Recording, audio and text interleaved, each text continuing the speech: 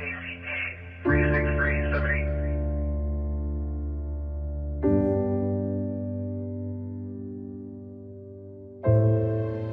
For Butyl Region paramedic Mark Wood 36378.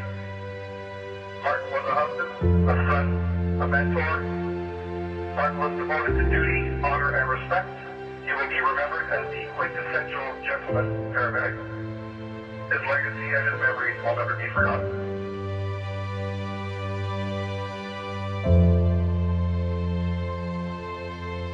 Service and may you rest in peace.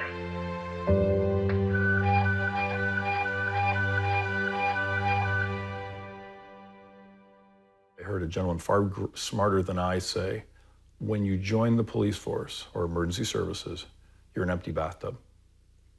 You go to that first call, you put the stopper in the bottom of the bathtub. Car accident might be a glass of water. A deceased child might be a pail of water. A mass homicide scene might be 2 pails of water. But eventually, that tub starts to fill up. And it may not be the glass of water that causes the visible signs or the pail, but you do start changing.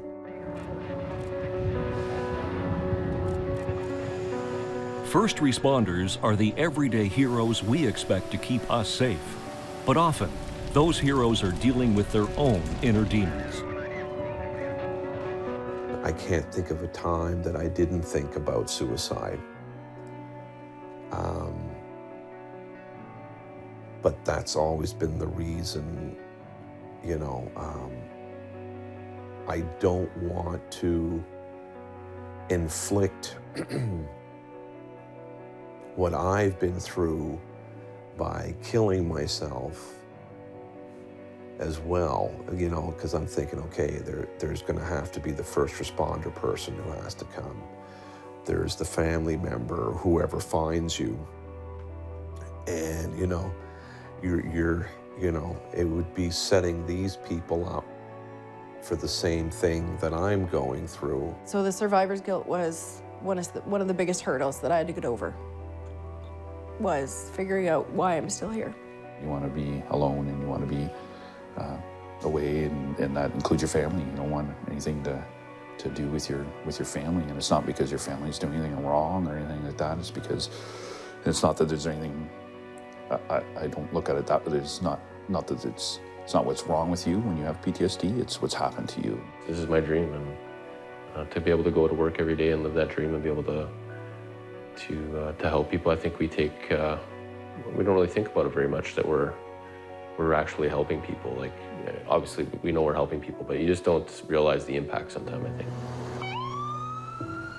Every call has an impact on the lives of first responders. Some have a greater impact than others.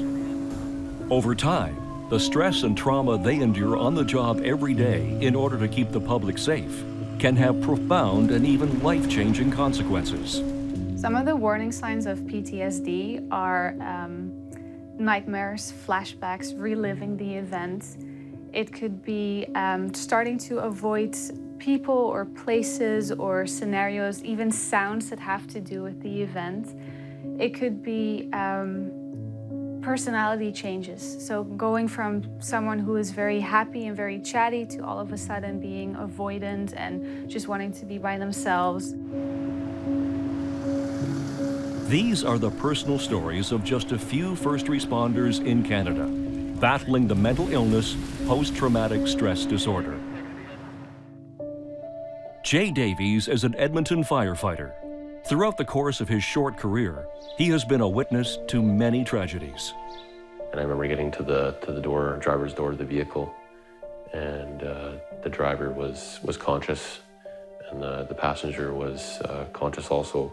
And he was laying on the driver's shoulder with his head back, and kind of like how you fill a water glass just before it kind of breaks the brim. His mouth was full of blood, and he was looking over at me, and it was a very kind of a surreal moment. He knew exactly what was happening and what was going to happen, that he was going to die, and I knew he was going to die. And it was a weird connection that you can't really describe to anyone. Sitting there looking at somebody and they're looking at you, and you both know that you're the last person they're going to see. Jay is not alone. John Benoit is a former paramedic. He attended a car accident involving a mother and her 2 children, and the scene still haunts him to this day. So I was attending to the young girl that was in the back of the vehicle, and she was obviously laying down in the back seat. Again, it's my assumption because she wasn't seat belted in. There was like a pillow, but she was the little, you know, the type of vehicle. It was like a GMC, kind of like a, you know, a Jimmy or whatever. It was an SUV. There's the smaller back windows, not the actual big window that you can roll down, but there was, you know, kind of a side window, which is probably about something like, you know, about that big. She was actually halfway through that. And that's one of the things that I still see today. John is haunted by specific details, including her clothing and the way she looked when he arrived at the scene. You know, I can remember the clothes that she was wearing, the sneakers she had on, you know, and that's one of the nightmares that I get. When I first started, we attended a call for a young girl that had committed suicide. When we arrived, we obviously tried to do everything we could, and she did pass. The thing that remains vivid in my mind afterwards is being one of my first calls, I didn't take it the best, and I was openly emotional after the call. And the one thing I remember is the rest of the guys were there, and they made sure that they were comforting me, but no one else was emotional. So what I told myself from there on was not to show emotions, because I thought that was the thing that was needed to be done. But now we know that's not the case.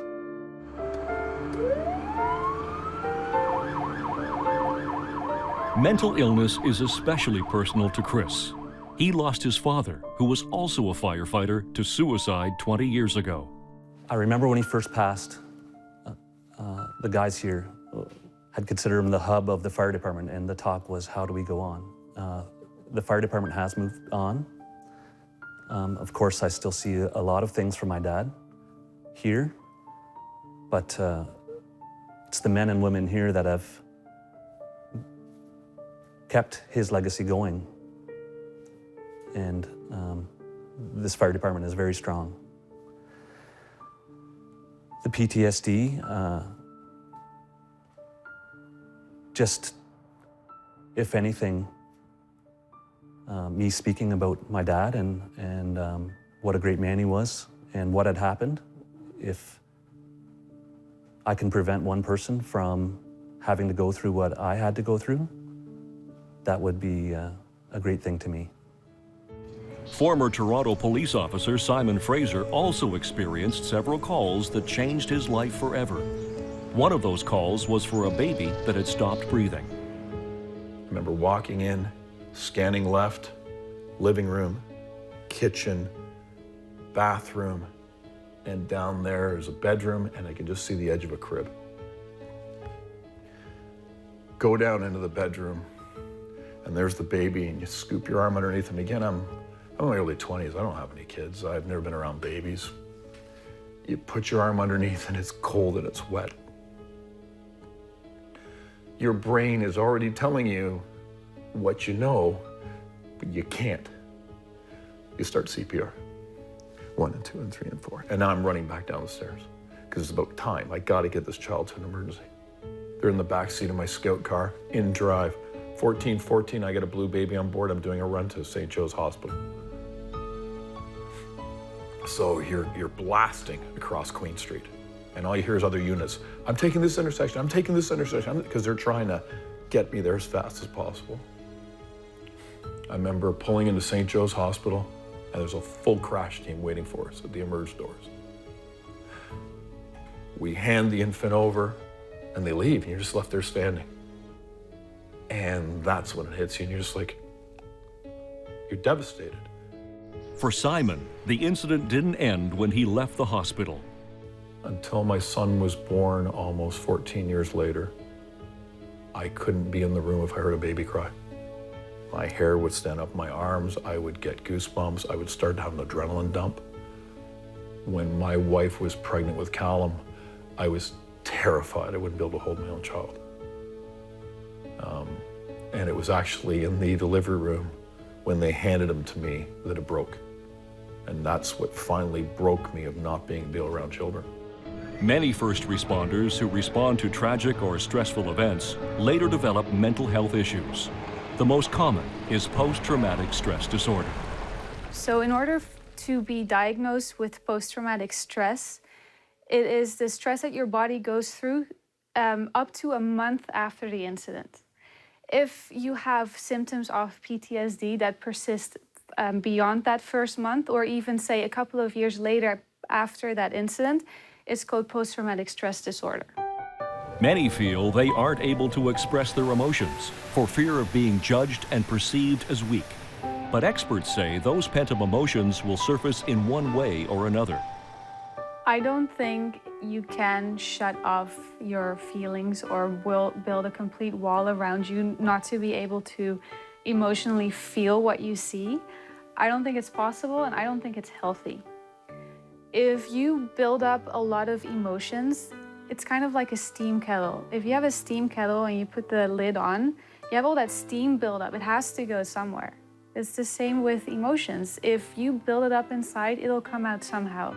One of the many symptoms of PTSD is flashbacks. Jay once attended the scene of a train accident in which 2 teens were killed. He still recalls that incident clearly.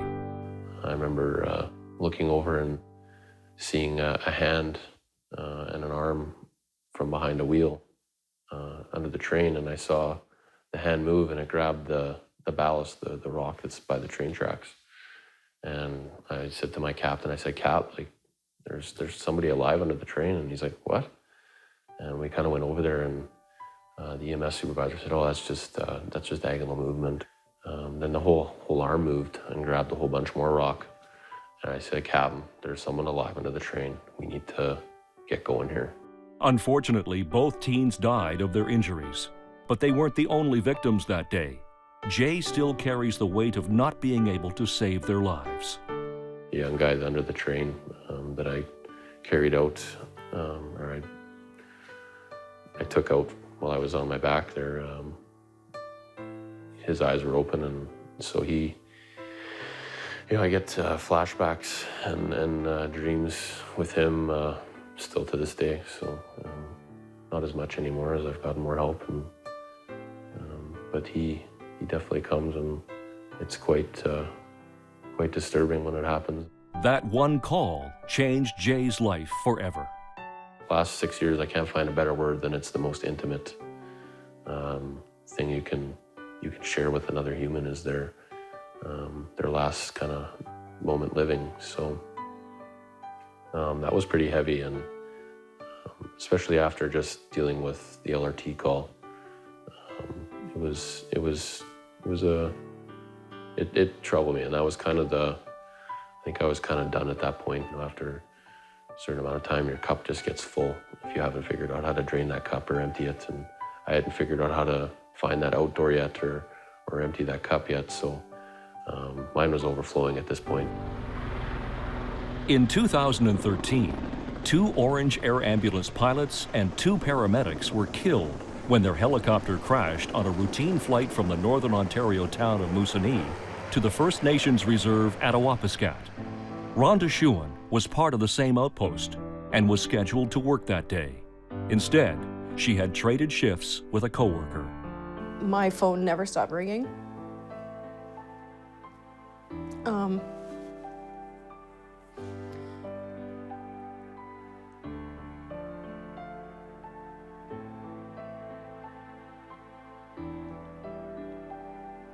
social media never stopped.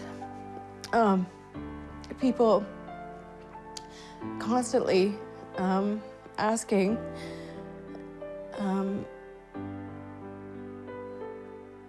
where I was. Rhonda is still haunted by details of the deadly and horrific crash scene. Burnt trees, the smell of oil and fuel, the sheen of the oil in the water, just a path of destruction through the trees. And muskeg doesn't grow back quickly, so it's going to be there for a while. You still see it when you fly in because it's this scar on the land. That day resonated with Rhonda for months to come. Before she was officially diagnosed with PTSD, she suffered from nightmares and hallucinations of the 4 men who died. The 4 of them were coming to me, or I was seeing them, and all 4 of them. And because I was aware of how they died and what they would look like and the smells and where they were in the trees and all of those descriptors, I kept seeing them, and they'd come and they'd ask for help, and Rhonda, we need your help. Just Rhonda, we need you to help us. You have to come and help us. For someone who doesn't understand PTSD, the easiest way that I think that I can describe it is imagine having your worst nightmare, and every time a commercial comes on, if you're watching TV, you relive that nightmare. Think of your worst moment, your worst nightmare, and having to relive it 3, 4, 5 times a day. Every time that you go to sleep, that you're going to be woken up by that. For former paramedic John Benoit, PTSD came early in his life. He developed the mental illness before he was even a teenager. When I was 12 years old, a little bit difficult to talk about, so my dad and I went to my uncle's camp. The camp caught fire. I got out. He didn't. He sent me, the lake wasn't that far. Like the lake was maybe 150 feet from the camp to get water to try to put the fire out. By the time John got back, the camp was fully engulfed in flames. I don't know where or how I knew that I should break the windows to let the smoke out to try to get back in. And again, I did that, but by that time the heat was just so intense that I couldn't. So I ended up running 5.5 miles to get help to, try to get the campfire out, not knowing where Dad was. The other door that I was actually trying to get in, that's where they had found him, and that was the reason I couldn't open the door, because he had passed out and was lying, and the door opened in, so I couldn't push it open. 30 years later, he can still remember everything about that deadly night. It's the smoke. I mean, I can smell, you can still smell it when I think about it. It's the seeing, it's almost like stepping away and looking at it as if it was a movie. The only difference is that you feel all those feelings that you felt at that time, like just talking about it, like, I can feel my heart racing, my adrenaline starts, going. The symptoms of PTSD were made worse later in his life after experiencing many tragedies as a first responder. John says he understands why some people feel there is no way out. I truly can relate to when Robin Williams killed himself. And, I look at it and, just get the goosebumps happening. But I relate to that because I feel that if there's people around, I have to be on. I have to, I try to make people laugh, and I try to because it's a way of, for myself, coping with having to be in that situation. And but it's tiresome. It drains you. Former police officer Bill Rusk says PTSD took over his life entirely. He became traumatized by the things he witnessed as an officer and was no longer able to live a normal and healthy life. I call it my movie, right? And some people call it a story or whatever. And I used to, years ago, refer to it as VHS, because that was when there was a, is it live or is it Memorex is the VHS term. And then it became a DVD, and now I refer to it as a PVR, because you know, you can pause it and you come back and you can hit play. And that was going on like 24 hours a day. Didn't matter if I could be sitting here talking to my best friend, and they'd be talking, and I wouldn't hear a word they were saying, because the movie is playing across the screen in front of my eyes, and I can't focus on what they're talking about or anything, because that's all I could see. Gilles Moreau was an assistant commissioner with the RCMP. He began his career at a young age, working in New Brunswick. You become this superhero, because like you're wearing the uniform and you're 19 years old, you end up in a small town in New Brunswick, and you're basically the police. You're the law, you're there, and you have to manage whatever comes to you. His life changed one fateful night when he was involved in a police chase.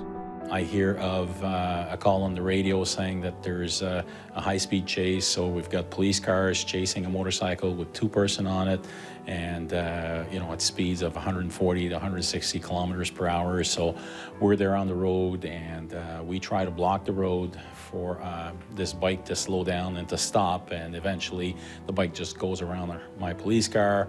Eventually I was able to catch up to him. He slowed down and did this gesture again. He lost control of his motorcycle and hit the guardrail, and eventually died.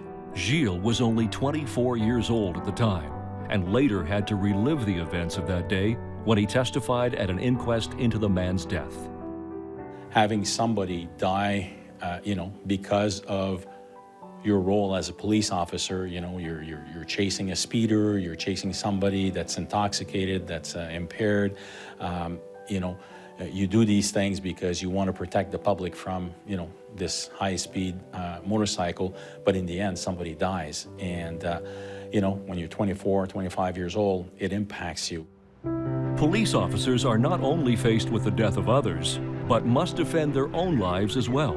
In June 1990, former police officer Bill Rusk was involved in a drug investigation that resulted in a lengthy foot chase. Bill was eventually able to catch up to the man he was chasing, but just when he thought he would be able to make an arrest, things took a turn for the worse. I was so close to him, I fell into his waist. So I was actually had on my knees, and I had my hand around his waist. And he put the gun up against my face and pulled the trigger again. And the only way I can describe it is it's as hot as hell. And you know, some people may not like that terminology, but that's the only terminology that I can ever use when I'm talking about it, because it burns and stings, and it feels like that your whole body's on fire. And I was as a result of that altercation, I was shot in the right hand. I was shot in the face, just here in the chin, the neck, shoulder, and back. And it nicked my carotid artery, and which had to be repaired, and missed my jugular by 0.5 millimeter. Faced with the life or death situation, Bill knew he had to act fast. I could feel my body shutting down, so I knew something was. I couldn't stand, and as my body shut down, I rolled over on my back, and I used my left hand, and I put my right hand back together, and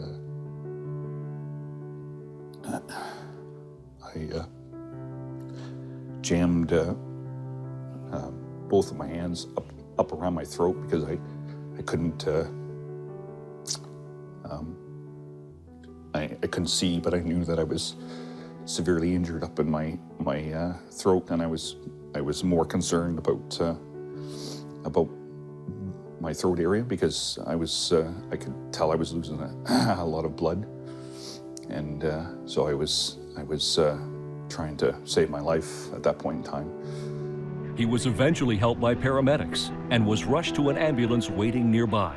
And there was quite a crowd that had gathered, and I'll never forget that. There was a lot of vocal individuals that were cheering and clapping and voicing that they'd finally got one of the pigs, and they were quite happy about the fact that I was shot. And I to this day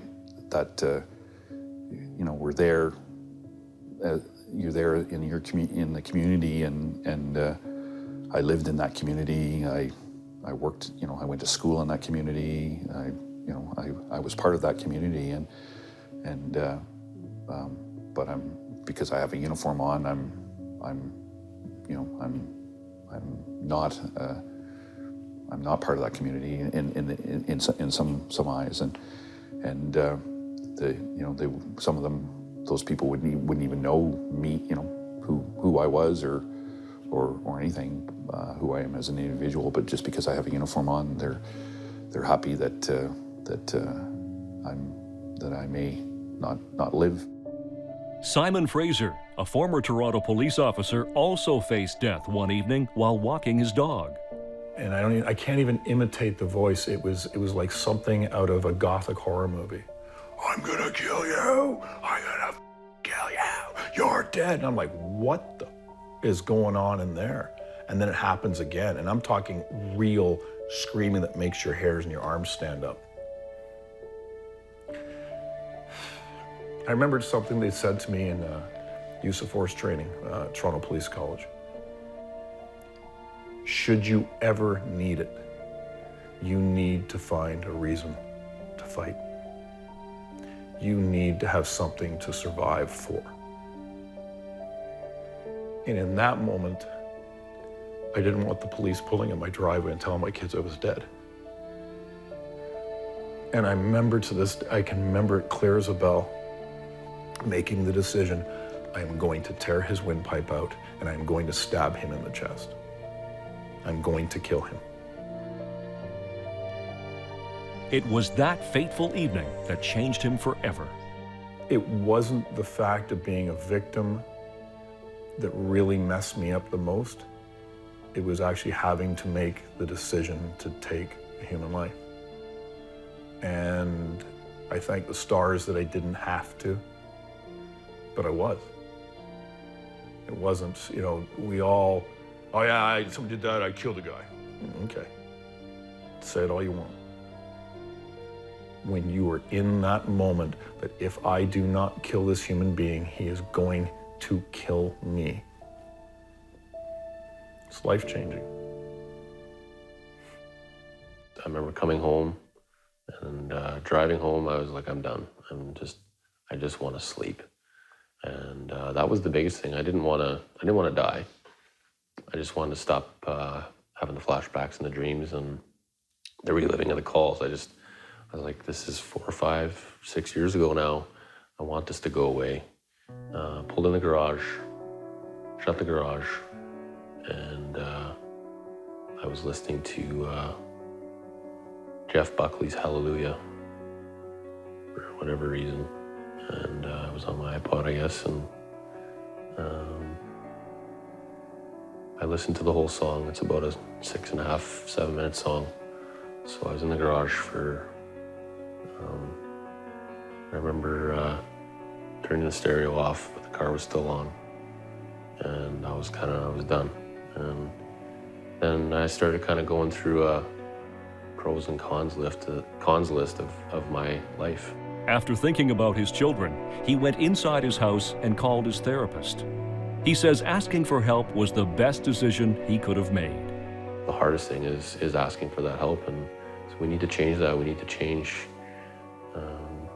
that culture within ourselves, that it is okay to put your hand up and ask for help, and the help is there. And you'd be really surprised to learn that a lot of the help that's around you, even within your coworkers. Canada's everyday heroes are often left in the shadows, forced to deal with emotional turmoil and stress faced on the job on their own. Those who do find the courage to seek help aren't always met with open arms. In 2013, Simon told his chief that he was diagnosed with PTSD. The chief's response was less than supportive. So I've got PTSD, that's what I've been diagnosed with. You sure you want to do that, man? Why not, Steve? Just got PTSD. It's gonna be ramifications, man. Simon filed a claim with the Workplace Safety Insurance Board later that year, but he wasn't approved until 2.5 years later. On January 3rd, I get an email from my family doctor. Simon, I've finally received correspondence from Toronto Police. This is 72 days later. 72 days to send a letter. Asks 3 questions. How long have you been his family doctor? 22 years. Is he fit for duty? Yes. Is he fit to carry a firearm? Yes. Toronto Police gets this letter back and goes, you know what, we're gonna send him to CAMH for an assessment. And I'm transferred off my platoon and assigned to an empty desk in the basement of 31 Division. Simon later resigned from his job with the Toronto Police Service. I'll never forget my first day on the job after police college and I showed up at my station, and I was going through the hall, and I was being introduced to all different people in different branches. And I went by the report room, and there was some guys in the report room, and I could see in to the report room, but the individual that was the other officer that was showing me didn't take me in there. He had taken me in to see everybody else, and I stopped and asked him, how come we're not going in there? And he lowered his voice and told me that I wanted to stay away from those guys because they were all guys that had been involved in different shootings and over the years, and they'd all ended up in the same division. And not that all their incidents occurred there, but they got transferred there, and that they were, messed up and they were damaged. I call it damaged goods. Bill eventually took the time to get to know those officers and says the officer who was showing him around that day couldn't have been more mistaken. They were some of the best officers that I've ever had the pleasure of working with, and they knew everything. They were like a walking encyclopedia. They cared, they wanted to make sure that I did the right thing at the right time for the right reasons, and they were a tremendous influence on me having the career that I did. The stigma surrounding post-traumatic stress disorder isn't the only fight first responders face.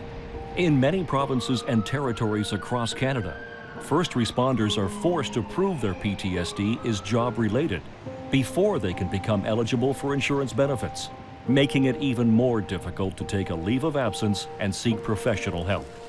So if you're somebody that's trying to feed your family, you're not going to take time off. You're not going to take or apply for short-time disability or try WSIB or anything like that because you're pretty sure you're not going to get it. So how are you going to feed your family? It's one thing to see somebody that's injured, physically injured. You've got a cast on your leg. It's easy to see. When somebody is having mental health issues, you can't see it most of the time. You'll notice signs, but you don't know how to deal with it. In April 2016, the province of Ontario unanimously passed legislation recognizing post-traumatic stress disorder as a work-related illness for police, firefighters, and paramedics. First responders diagnosed with PTSD are now automatically eligible for insurance benefits and no longer need to prove a link between their diagnosis and an incident that occurred at work. We're going to create a presumption that PTSD that's diagnosed in first responders is a result of the worker's employment. Their claims to the WSIB then will be automatically approved without that process. Unions representing firefighters, paramedics, and police officers say this is a huge victory for their members. There was a time, just around New Year's time, there was a stat that came out and said we had 16 suicides in 16 weeks. And if these people have access to treatment faster, they're absolutely going to be saving lives. As of June 2016, Alberta is the only other province in Canada where first responders can claim workplace insurance immediately after they are diagnosed with PTSD. About 8% of police officers in Canada suffer from PTSD. RCMP officer Gilles Moreau admits there is an underlying problem among police forces in this country.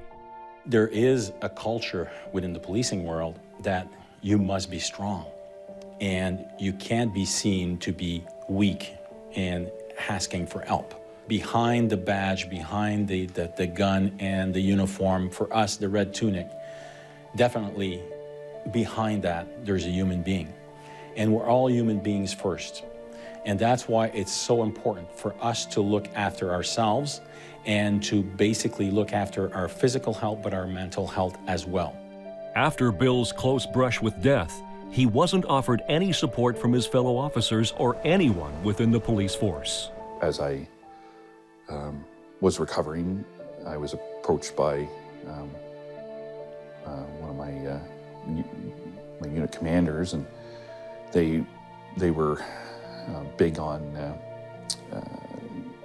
terminology of, suck it up, buttercup, and get back on the horse. And it's not just police officers who are afraid to ask for help.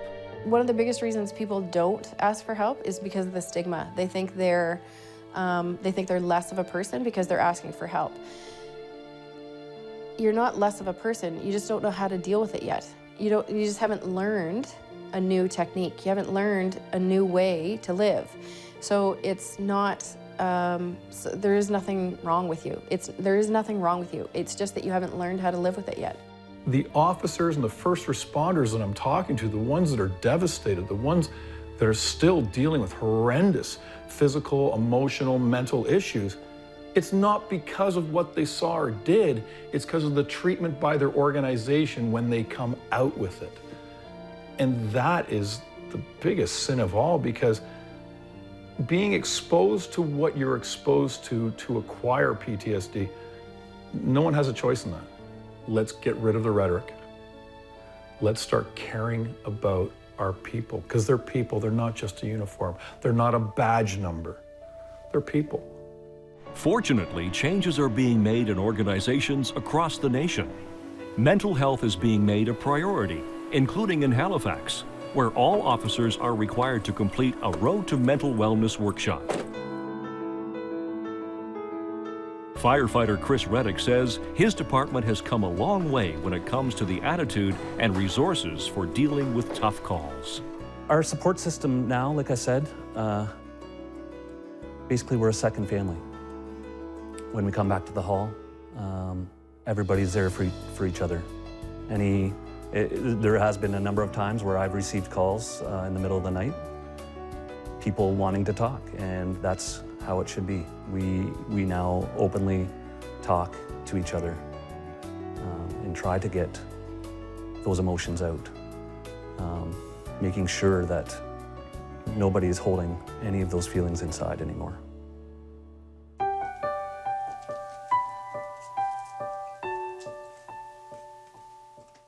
I'd never carved a day in my life before, not anything that I even thought of.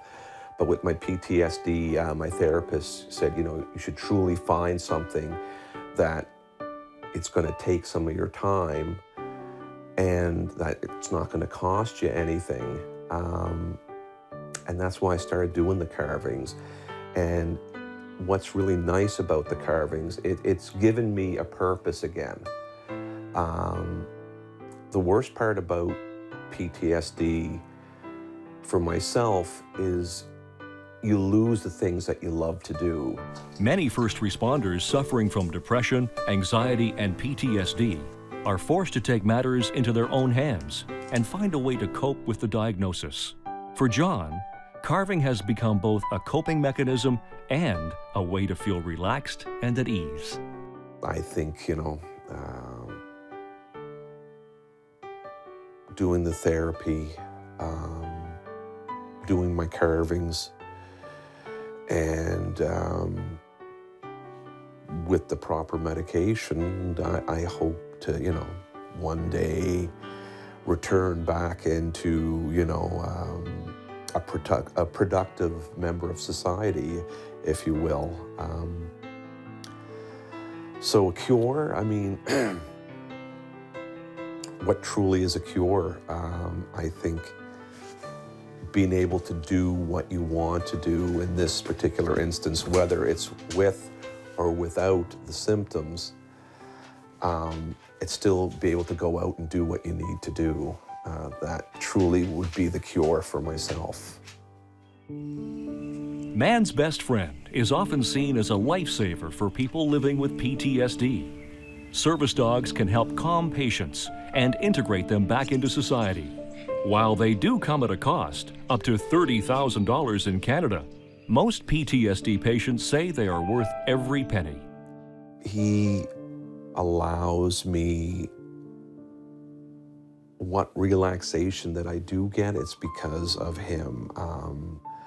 I can let my guard down a bit because, you can't hit the bottom of the driveway that he doesn't know that there's someone here. And so I feel that if I'm on the property, I don't have to be as vigilant, even though I am, I know, but there's still in the back of my mind saying, okay, you don't have to be, you can let a little bit of it go because, Carl's gonna be there.